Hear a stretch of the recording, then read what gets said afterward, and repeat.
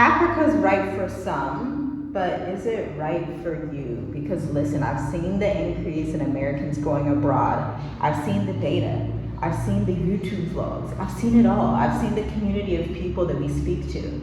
And there is a clear increase from 2020 to here we are now in 2025, about to be 2026 soon, because we're halfway through the year and Americans are going to mostly places like Portugal, Spain, New Zealand, the UK, France, Greece, okay? There's a lot of places Americans are going to, black and white alike.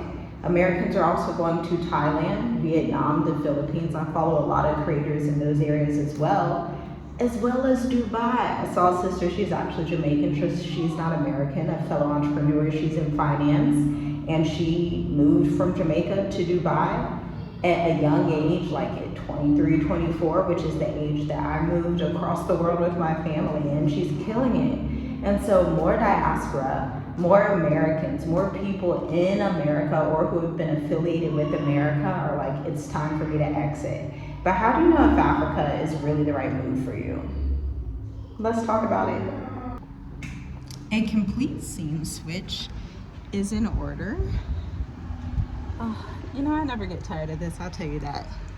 But in this video, I will tell you some of the thoughts I'm having being in Africa over 5 years.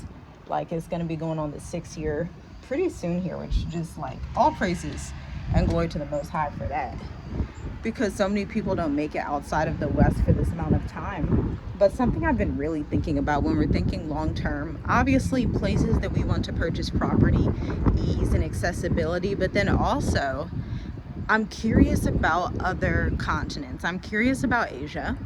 I'm curious about Europe, to be quite honest. I am, and I never thought I would say that. Y'all know I never ever thought I would say that. But I'm gonna break down why for you in this video, and why for Black Americans, Africa may not be the absolute best move. You should definitely come visit. You should definitely spend time.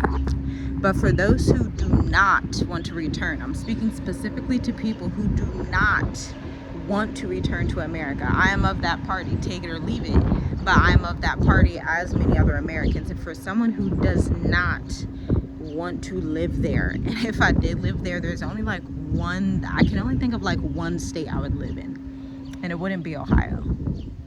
Okay, and so when I think about diversifying and how young our children are, how, you know, you can actually travel every 3 to 4 or 5 years as a digital nomad. You know, in the old days, you'd have to hop and do these little 30-60 day visa runs. That was like the old way of digital nomadism. But so much has happened. They have legitimate digital nomad visas out there, legitimate self-employed entrepreneur visas out there. And that's really the key thing that gets you access to these. Because I was doing research earlier. Y'all know your girl always does research on what's available across the world, okay? And of course, I'm gonna report it back to you. You know, I may put it into a little document that you can take a look at or something, add it to my email list. We'll see. Let me know if you want me to do that. But it's closely tied in with entrepreneurship, I will say that. And that's the thing that enables us to live this life, because we own our own business and owned it back in the States, opened it back in 2016, 2017, did not leave until we could scale it. Meaning, just because it was open, just because we had a website, just because we started posting on social media, posting on the blog, that did not give us license to leave America. What gave us license to leave America was actually making sure the business was functional and hitting key revenue requirements, okay? This is how you open up digital nomad visas. So I do want to preference by saying that this is not for the person that's looking to side hustle. Side hustling is not going to get you a self-employed entrepreneur visa. You need to have a startup mentality. This is why we always talk about, like, you need to be in an incubator, in a container. It does not need to be us. It could be any incubator, any container from anyone. There's not a lot of them that are legitimately great out there, but other ones you can find, especially if they're teaching messaging, website copy, email marketing, all those sorts of things. But listen, a lot of Black Americans have also been going to Portugal. I've known this for years. I've just looked at it from afar, basically. At first I was like, not Portugal. But, you know, I actually looked at the residency requirements today. I looked at the fact that you can find properties around 150K, 200K, that you can actually get citizenship in like 5 years. Also, Greece is the same way. Crazy, right? Spain, same thing. And I created this graphic, I created it, and I created this matrix to show me the differences between like my favorite African countries and these European countries that happen to be closer to the Mediterranean, which still have proximity to Africa. And the differences were astounding. The differences were almost sickening. Now I know why Black Americans and Americans in general are going to these places. And I looked at the cost of living. I looked at the cost, like if somebody gets a 2-bedroom apartment, how much are they paying? Y'all, first of all, America has scammed everyone. That's number one. Everybody thinks, and I thought this too, I thought anywhere in Europe is basically going to be America all over. And in reality, it's actually just London is like America all over again. But countries like Greece, Spain, and Portugal are not like America all over again. Those countries have a super low cost of living. In fact, my cost of living in Mauritius is more pricey than the cost of living in Spain, Portugal, South France, and Greece. I was like, okay, this is interesting. Very interesting. Because you assume that everywhere is like America. You think, okay, everything's like America. America's across the whole world. Isn't that what everybody says? You can't escape America. It's everywhere. Babylon's everywhere. And it's like, actually, it's not. It's like, actually, y'all, if y'all don't know, the main thing that tells you this, that there's a key difference, is the fact that the EU gives different food than America. So what flies in America does not fly in the EU. This is why you have high cancer rates, high blood pressure rates, high stress rates, high everything rates in America. Cancer rates are at the all-time high they've ever been in society, especially amongst Black women. And the EU has different food labels, okay? Africa, totally, of course, different food labels, mostly organic food, mainly organic food, organic meats. Whereas in America, we didn't eat meat. In Africa, we eat meat. We had tasted that meat for the first time in Tanzania 5 years ago. We ate that meat. That chicken was good. But in America, you eat meat, you just feel horrible. Like, you feel like you're just, I don't want to be dramatic and say dying, but I mean, essentially that's what's happening. It's a slow death eating that meat they have in America. And so that tells you right there, it's really not worldwide, okay? Even countries like Albania, Malta, and then of course we look at Asia. You have Thailand. I've seen so many Black and white Americans go to Thailand. Too many. Dubai, again, I was talking about that earlier. I've seen a couple people there, not in the numbers that I see with Thailand. I see Vietnam. I see South Korea. South Korea is on the list as a place Americans are going to. And when I'm talking about this list, this was a list that was showing how many Americans went to these places just last year. Not in the last 10 years, not in the last 20 years, last year.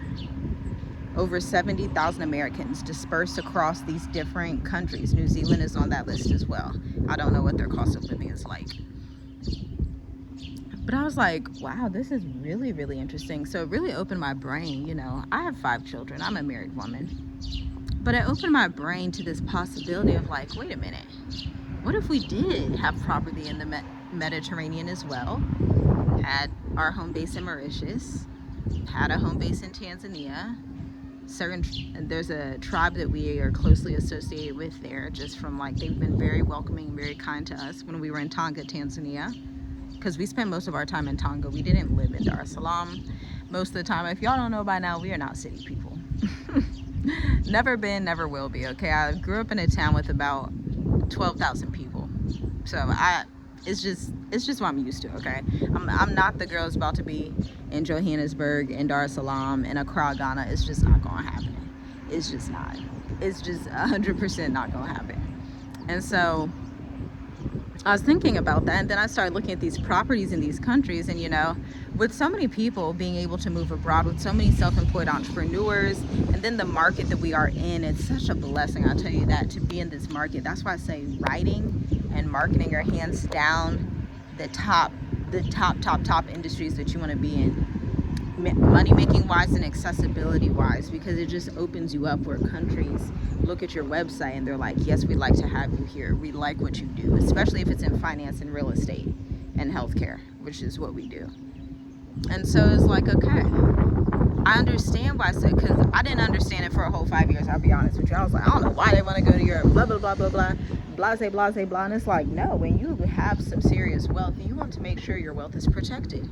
You want to be somewhere that's easy for your children. You want to be somewhere that you can go to the park, because this was actually, it reminded me of a cruise we went on in 2018. I saw a video of a family in Croatia, and they went to this mall, and the mall lets you take your children there at this little park, like it's a literal babysitter for 2 to 3 hours while you go shop, then you come back. I'm like, that's amazing, right? Because that's so necessary. Obviously you never get that in the States, but a lot of African countries you don't get that as well. Typically in African country, what you need to do, you would need to hire a nanny. Now your thing with that is that you have to make sure you trust this person, you have to make sure that they can adequately speak your language, you have to make sure there's a lot of just requirements that go through that process. And so that's one of those things that's like, okay, that works out well. I know our nanny is absolutely fantastic, and she is the one reason that I really consider, like, dang, I would spend time in Tanzania again just because of how awesome she is.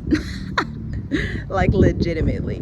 Like, we still keep in contact, we chat on WhatsApp, send pictures back and forth, all of that. She is just, I can't wait to see her again. But as I'm thinking about this, I'm really like, the Most High is really just opening my mind in a way that I was very closed-minded before. I'm starting to see a lot of the things that we believe as Americans are so propagandized, and it's just such a, it's so, even people who are in the church, who are in the Israelite movement, who are in whatever these movements are where they claim they follow the Bible, a lot of people are just propaganda machines.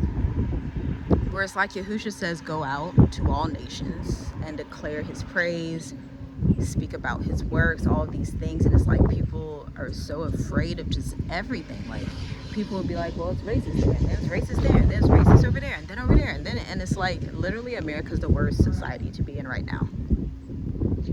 It's just the worst. I was looking at the comments on TikTok from some of these people that are in these countries I'm talking about. TikTok can really give you the info. And so many people were saying it's actually not racist. And then so many people were saying, like, oh, because you're here as an entrepreneur, they don't really see it as an issue or whatever. But it's like, let me put it like this. When my family moved into a Jewish community, and they were the only ones, besides my aunt down the block, we were the only families that owned, no, sorry, one other family, which was my husband's family. We were the only two families that owned property in the north of that area. The entire north side, black families, okay? Everybody else that owned property was Jewish. My family, my husband's family. And so I think, like, the sacrifices they made, if they were just so paranoid about what's racist, what's this going to be like, what's that, they would have missed out on leaving generations of enormous amounts of wealth for their children. Because let me tell you, those properties in Jewish communities, the way that they increase over years is fantastic. Let me put it like that. You're getting your dollars back when you sell that property. And if you keep it for even longer, you're getting your money's worth, okay? And so I also think about that, because we have that on both my side of the family and my husband's side of the family, that, you know, they really lived and bought property in these communities and weren't so paranoid about, oh my gosh, what if somebody looks at me, and oh my gosh, and oh my gosh, and oh my gosh. And I get it, but I also don't get it, because y'all know on this channel we don't do excuses, we don't have time, and y'all can start to understand why, because this is the type of family we've come from. Like, there's just no room for it, right? Especially if you are already excellent at what you do, you're already an expert. There's just no force on the planet, including racism, that can stop you when you're in alignment with the Most High. When He has called you to do a thing and do it well, there is no force on the planet. It doesn't matter who's jealous, who's hateful, who's whatever, who's frustrated, none of it matters, because there's no force on the planet that can stop you. And so I was thinking of that, and I'm just like, wow. I've added some of these countries to my list because I just take inventory of these countries, to be quite honest. I take inventory. It used to be for clients. I don't really do travel clients anymore. We've just been too busy. We're getting these multi-year contracts. We just don't have time. That's why, like, if you email us and get a consultation, it's very rare. we don't really do them like that. We don't do our Dream Life Africa travel course all like that anymore. We did that back in 2021. Fantastic for its time, but our energy, our return on investment is better spent serving our corporate clients and serving our accelerator clients. That's just the reality. And training our team, because we also have children that are getting much older, okay?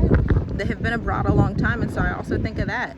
Because and I think the main difference, like I was already talking about in this video, the main difference is people who want to live abroad and go back and forth to America maybe don't have an issue going to countries where they do not have favorable residence permits, favorable business outcomes, favorable accessibility.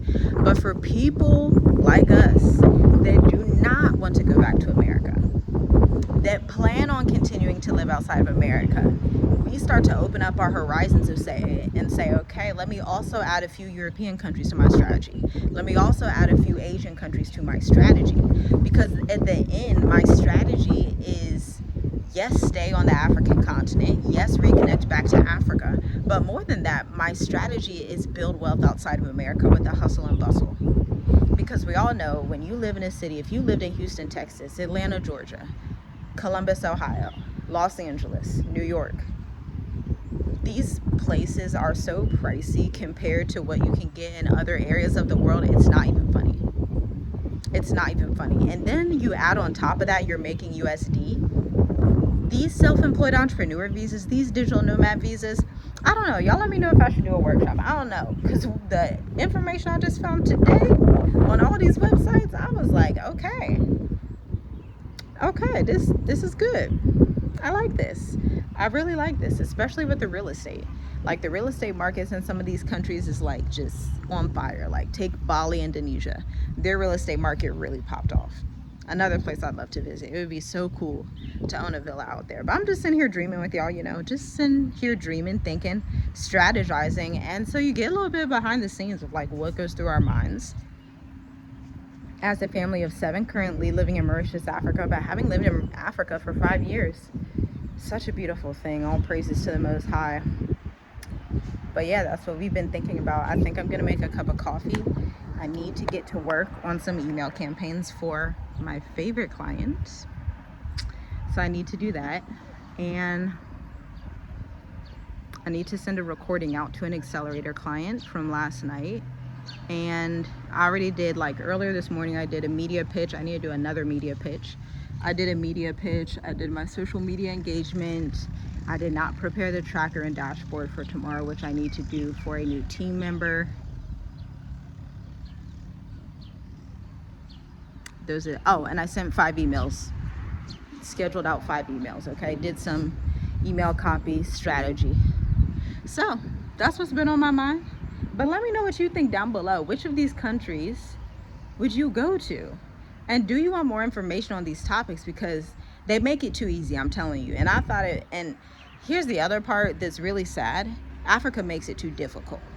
Europe and Asia make it too easy. I'll put it like that. There is a stark difference, whether it's due to colonization or a mix of colonization and corruption. I think it's both of them playing into it. But it's like, now I see why black people will go to Europe. Now I see why black people will go to Asia. I get it, y'all. At first I didn't get it, but I'll be the first to tell you I understand. Especially if you have a family, especially if you have any type of wealth that you want to protect. I get it, because you don't want to throw your money in the trash, basically. You don't want to just do something just because everybody looks like you, then all your money is going down the drain. That's not how we get a strong ROI. So shalom, shalom. I'll see you in the next video. Let me know, have you ever thought about moving to any of these continents? Could you see yourself truly being a digital nomad and doing the digital nomad thing on these self-employed entrepreneur visas for multiple years, going different places on earth, purchasing property, building a network, having home bases for your children? Because let's be honest, the way that things are going to change in the age of AI by 2030, 2035, our descendants are going to need options and choices. Shalom, shalom, and I'll see you in the next video.